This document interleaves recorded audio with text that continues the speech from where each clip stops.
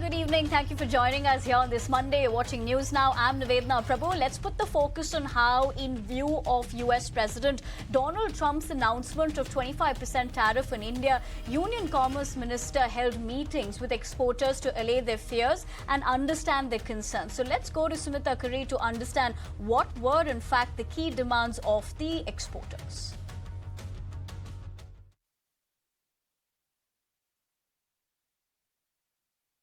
Well, that's right. The imposition of 25% tariffs on Indian exports into the United States by US President Donald Trump has come as a shocker. It's come as a concern to many exporters, to a wide variety of exporters from different segments.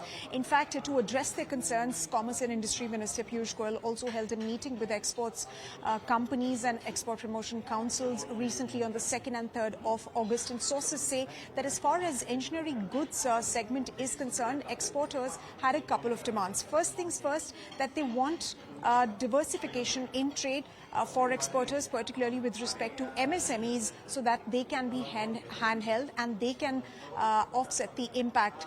They're also asking for some sort of a fiscal support, subsidy support to offset the impact, at least for the next couple of months, with respect to these tariffs, given the fact that a trade deal between India and the United States has not really been announced. The other thing that they've asked for is the immediate conclusion, for the early conclusion of trade deals that India is doing with European Union and, of course, the United States as well. They've also for progress, if progress could be made on India's FTAs with Chile and Peru and Mexico as well. Other than that, they've also asked for market access, a market access initiative scheme to help MSMEs gain access, wider access to different parts of the world.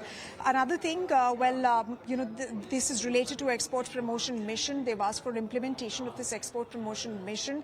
This was announced in Budget 2025-26, and the aim of this EPM was to facilitate release of funds, facilitate ease of access to export credit, cross-border factoring support, and support to MSMEs to tackle non-tariff barriers.